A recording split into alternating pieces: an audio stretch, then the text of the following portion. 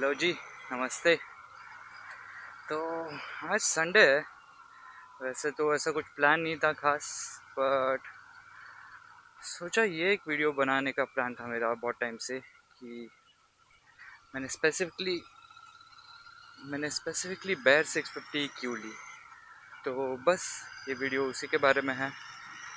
तो हमारे घर से ऑलमोस्ट 50 किलोमीटर्स के डिस्टेंस पे एक लास्ट एग्जिट करके एक प्लेस है, लेक है या वहाँ पे अलकुदरा, और थोड़ा कॉफ़ी भी पी जाके पियेंगे और उस बारे में बात करेंगे। मेरी वाइफ भी आई है इस बार, तो वो है पीछे बैठी है। और फ्यूल भी भरवाना है, 104 किलोमीटर्स गाड़ी और जा सकती है। यार वेदर काफ़ी हार्श है, बट ठीक है, यूएई के प्रोज एंड कॉन्स है। तो चलो अभी वही जाके बात करेंगे कि मैंने स्पेसिफिकली बेयर 650 क्यों ली। पिकॉक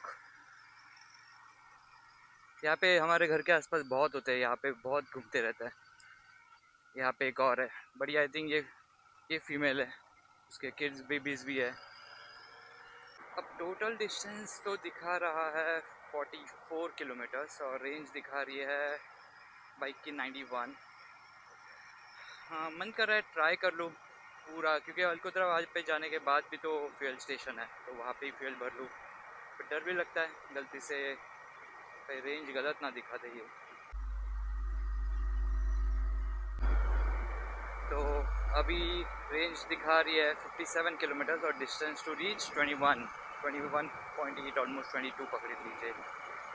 आई होप पहुंच जाऊंगा यार, क्योंकि इसके बाद ये पूरा स्ट्रेच काफ़ी प्लेन है, काफ़ी सुनसान है।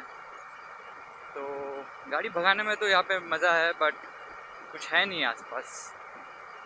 डायरेक्टली इसके बाद अलकुदरा जहाँ पे हमें जाना है, और वहाँ पे ये एक फ्यूल स्टेशन है, बीच में कुछ भी नहीं है।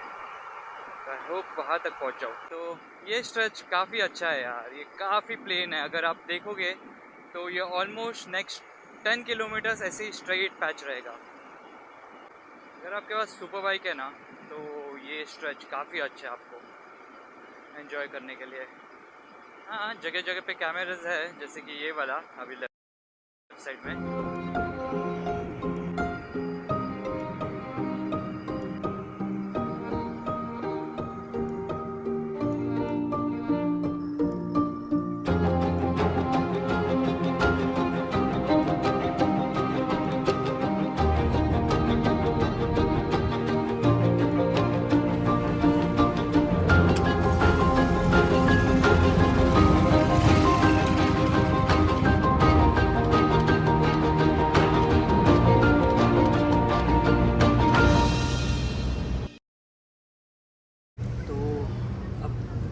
बेयर 650 क्यों ली स्पेसिफिकली, ये जानने के लिए थोड़ा आपको मेरे पास्ट के बारे में जानना पड़ेगा, मेरी पास्ट मोटरसाइकिल जर्नी और क्या थॉट प्रोसेस था मेरा बेयर लेने के बाद।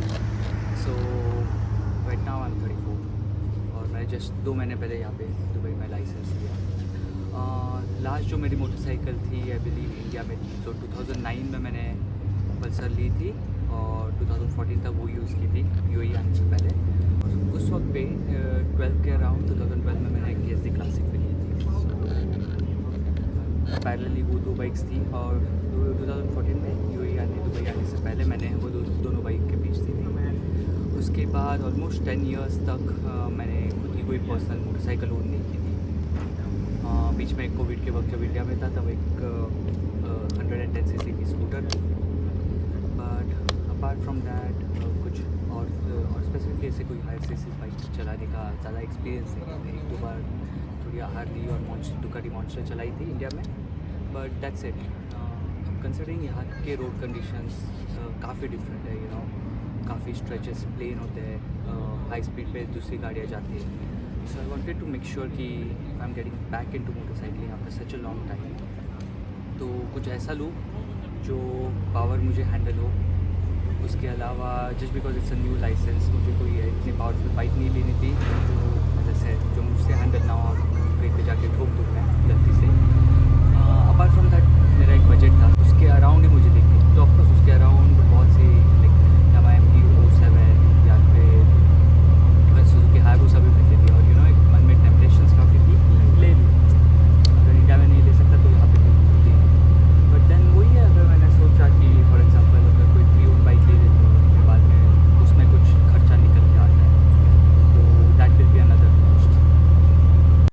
जस्ट जगह चेंज कर ली, वहाँ पे काफ़ी क्राउडेड हो गया था। तो हाँ, यही सब सोचा मैंने कि मतलब मेरा बजट क्या है, और उसके अंदर ऑप्शंस तो काफ़ी ढेर सारे थे, बट मुझे कोई प्री ओन्ड में नहीं जाना था। तो बस कोई नाम के लिए हायर सीसी की प्री ओन्ड ले लूँ, और फिर उसके बाद उसमें अगर खर्चा निकले तो इट डज़न्ट मेक सेंस, फिर उसके ऊपर और पैसे खर्चा करने पड़ेंगे। वो सब सोच के फिर मैंने सोचा कि ठीक है, ब्रांड न्यू ले लेते हैं। और वैसे ये मेरी पहली रॉयल एनफील्ड है, and I am very happy. मन में इतना क्लियर था कि एक 650 सीसी चाहिए और ट्विन सिलेंडर एंड अबाव की बाइक चाहिए थी। तो फिर फाइनली बैर पे ही फिक्स किया मैंने। और अभी ऑलमोस्ट मैं कितने 1200 किलोमीटर अब तक चला चुका हूँ। तो ऑलमोस्ट 1192 किलोमीटर्स चला है। एक्सपीरियंस काफ़ी अच्छा रहा इसके बारे में तब तक। ज़्यादा कोई इश्यूज़ नहीं है। रियर सस्पेंशन के है, जैसे काफ़ी लोगों ने आप कहा है अपने रिव्यूज़ में। बट ठीक है, आप थोड़ा प्री लोड सस्पेंशन एडजस्ट कर सकते हो, और यहाँ के यूए के रोड कंडीशंस काफ़ी अच्छे हैं, तो इतना कुछ इशू नहीं आएगा। हाँ, इंडिया में शायद से मैं ये सस्पेंशन के ऊपर ये बाइक लेने की नहीं सोचता। वहाँ के लिए तो आई थिंक हिमालयन या कुछ ऑफ रोड ही ठीक है, पर यहाँ पे ये काफ़ी अच्छी लगती है। और स्पीड की बोलो तो अब तक मैंने ज़्यादा कुछ भगाया नहीं है। 110 तक ही लेकर गया हूँ, और काफ़ी कंफर्टेबली क्रूज़ कर सकते हो आप वो स्पीड पे। विंड स्क्रीन नहीं है तो हाँ, थोड़ा विंड ब्लास्ट फील होता है, बट वो तो ठीक है, आफ्टर मार्केट लगवा सकते हैं। सीट मेरे लिए ठीक है, वाइफ कहती है कि उसके लिए थोड़ी अनकंफर्टेबल है लॉन्ग राइड्स के लिए। उसके अलावा लाइट्स वेट्स तो ठीक है यार, यहाँ यूएई में लाइट्स काफ़ी अच्छे हैं, तो ये लाइट्स अच्छे हो ना हो उससे ज़्यादा इतना फ़र्क नहीं पड़ रहा अब तक। और वैसे भी मैं इतने लॉन्ग राइड्स कर नहीं रहा क्योंकि वेदर वैसे नहीं है अब। अभी तो बेसिकली हम लोग ये अलकुद्रा में आए, नॉर्मल सी जगह है जहाँ पे मोस्टली मोटरसाइकिलिस्ट बहुत आते हैं वीकेंड्स पे, पर आज बहुत फैमिलीज आए तो काफ़ी क्राउडेड हो गया ये एरिया। वो साइड स्पेसिफिकली जहाँ पे हम लोग पहले बैठे थे, इसलिए मैंने लोकेशन चेंज कर ली। यहाँ पे लास्ट एग्जिट करके एक जगह है जहाँ पे हम लोग आए, मैं और मेरी वाइफ, बस एक छोटी सी राइड के लिए। जहाँ पे हम लोग रहते हैं वहाँ से इट्स ऑलमोस्ट 50 किलोमीटर्स अवे। तो कूल प्लेस, क्वाइट। ज़्यादा लोग रहते नहीं है जनरली यहाँ पे। वीकेंड्स पे मोटरसाइकिलिस्ट या बाइकर्स आते हैं, बट आज वो लोग कम है और फैमिलीज ज़्यादा आए हुए हैं। तो अगर आप आसपास ही रहने वाले हो and if you want to ride to a nearby place, कि आपको ज़्यादा लंबा राइड नहीं करना है, तो you can come over here as well. हाँ, weather is quite hot right now. It's almost 37 degrees, and as you can see अभी आप जैसे देख रहे हो, इट्स ऑलमोस्ट 37 डिग्रीज। जब हम लोग निकले थे घर से तब ऑलमोस्ट 38 डिग्रीज था, और ह्यूमिडिटी भी काफ़ी ज़्यादा है। तो फॉर एग्जांपल अगर आप कुछ भी नहीं कर रहे हो, बस बैठे हो बाहर, and just while sitting also, आप पसीना पसीना हो जाओगे।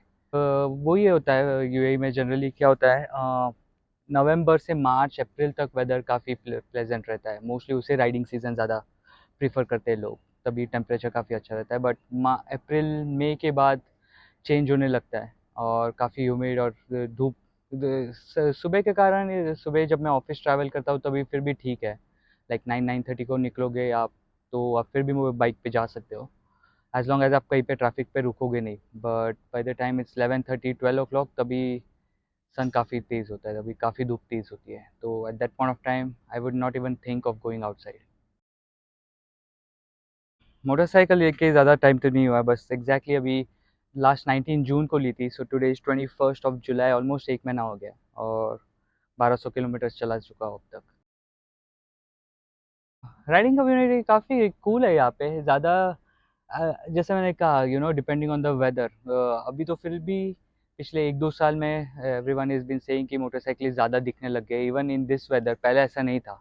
तो जब 6-7 साल पहले भी जब मैं यूएई में था, जब मेरे पास खुद की बाइक नहीं थी, ये पीक समर सीजन्स में आप कभी मोटरसाइकिलिस्ट या बाइकर्स को बाहर घूमते हुए नहीं देखोगे, अनलेस एंड अनटिल जो डिलीवरी गाइज है, नून या तलाबात हो गए, या उनके अलावा जो हॉबीज़ या जो as a passion motorcycling pursue करते हैं, उनको आप पहले नहीं देखते थे। बट आजकल ये वेदर में आप उन्हें भी देख पाओगे। बट या वंस द वेदर चेंजेस, आप और मोटरसाइकिलिंग कम्युनिटी देख सकते हो यहाँ पे। वैसे मैं ज़्यादा यहाँ पे राइड्स पे गया नहीं हूँ बहुत लोगों के साथ। एक बार मैं जस्ट रॉयल एनफील्ड जो शोरूम से ली थी, उनके उसी शोरूम के राइडर्स के साथ गया हूँ। और एक फ्रेंड है मेरा जसकरण, जिसके पास एक यामाहा MT-07 है। सो उसके साथ में जनरली यहाँ पे आके हम लोग चिल करते हैं। बाकी लंबा राइड के लिए गया नहीं हूँ, बट हाँ मोटरसाइकिलिस्ट काफ़ी है और कम्युनिटी भी अच्छी है यहाँ पे। जब वेदर ठीक हो जाएगा तब आई एम थिंकिंग जबल जेस या रसल के माल, जो थोड़े ऑलमोस्ट 130 दूसरे एमिरेट्स में बेसिकली यूएई के राइड्स करने के लिए सोच रहा हूँ। सो वो प्लान है, और उसके अलावा पूरा यूएई, पूरा ऑल 7 एमिरेट्स भी घूम सकूँ। उसके बाद दूसरे जीसीसी ओमान विमान भी अगर होपफुली विजिट कर सकूँ, इसी को पूरा लगेज विगेज बांध के। सो प्लान के आगे जाके मैं सैडल बैग्स और टॉप बॉक्स सब लूँगा, एक टूरिंग विंडस्क्रीन भी लगवा लूँगा इसके ऊपर, तो थोड़ा और टूरिंग फ्रेंडली हो जाए ये बाइक। तो ये प्लान है अभी के लिए। फ्यूल कंजम्पशन तो ठीक ही है इसका, like I was expecting. Company यूए रॉयल एनफील्ड कंपनी तो आई थिंक 22 का माइलेज क्लेम करती है। मुझे भी उस ऑलमोस्ट 23-24 मिल ही रहा है। अभी भी जस्ट जस्ट मैंने फ्यूल जब फुल टैंक करवाया तो मैंने चेक किया था, ऑलमोस्ट 23.4 किलोमीटर पर लीटर का माइलेज मिल रहा था, विच इज़ फेयर इनफ। एक 650 सीसी ट्विन सिलेंडर के लिए इतना mileage I was expecting, so I am not quite disappointed with it. So in terms of accessories तो मैंने ज़्यादा कुछ किया नहीं है। मैंने जनरली ये एक इंजन गार्ड लगवाया, वो रॉयल एनफील्ड का ओरिजिनल कंपनी का है। बाद में रेडिएटर गार्ड और इधर नीचे ऑयल सम गार्ड, ये तीन ही चीज़ें की अभी तक। और तीनों मैंने रॉयल एनफील्ड ओरिजिनली लिए, मुझे कोई और कंपनी का चाहिए नहीं था। I wanted to make sure bike जितनी हो सके उतनी ओरिजिनल रहे। इन फ्यूचर मेरा कुछ प्लान है, मुझे एक तो एग्जॉस्ट चेंज करवाना है। सो आई एम थिंकिंग मैं कैटलिटिक कन्वर्टर नहीं निकालूंगा, बट जस्ट अ मफलर। मैंने कुछ AEW या पावर एज के एग्जॉस्ट देखे, वो कुछ चेंज करवाने का सोच रहा हूँ। उसके अलावा जैसे मैंने कहा, टॉप बॉक्स के लिए माउंटिंग्स और सैडल बॉक्स के लिए माउंटिंग्स और एक टूरिंग विंड स्क्रीन। और मुझे इसे और थोड़ी स्क्रैम्बलर वेरिएंट में कन्वर्ट करनी है। सो आई एम थिंकिंग अगर इसे और एक पीक या ऐसा कुछ लगा दूँ, जैसे ट्रायम्फ स्क्रैम्बलर्स में होता है 400X में, वैसे कुछ करवाने का प्लान है इसके साथ।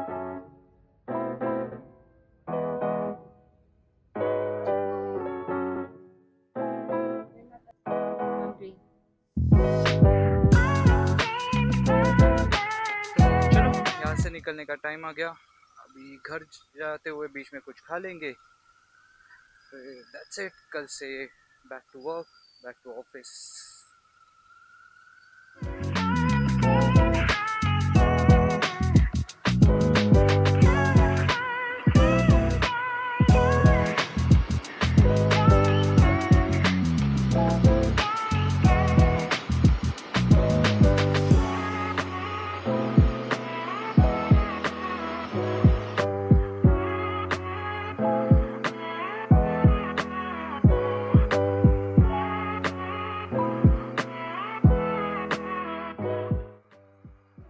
तो दैट्स इट, ये वीडियो यही तक था। ये वीडियो बनाने का मकसद ही यही था कि मैं आपके साथ अपनी मोटरसाइकिलिंग जर्नी थोड़ी शेयर कर पाऊँ और ये आपको बता पाऊँ कि मैंने रॉयल एनफील्ड बैट 650 क्यों ली। अगर आपको ये बाइक पसंद है या कोई भी और बाइक पसंद है, आई वुड स्टिल रिकमेंड आप पहले जाके उसे टेस्ट ड्राइव कीजिए। Because not necessary just because आपको वो विजुअली पसंद हो, वो बाइक आपके लिए बनी हो, in terms of the riding comfort या आपकी नेसेसिटीज़ क्या है मोटरसाइकिलिंग रिलेटेड, उस हिसाब से आई वुड से आप बाइक चूज़ कीजिए अपने लिए। But that's it, I plan after this कि मैं और थोड़े मोटरसाइकिलिंग अच्छे कंटेंट्स ला पाऊँ आपके लिए। तो प्लीज़ डू मेक श्योर कि आप चैनल को सब्सक्राइब कीजिए, और ये वीडियो पसंद आया हो तो लाइक कीजिए, अपने दोस्तों के साथ, फ्रेंड्स, फैमिली के साथ भी शेयर कीजिए। और हम आपको मिलते हैं अगले वीडियो में। अलविदा।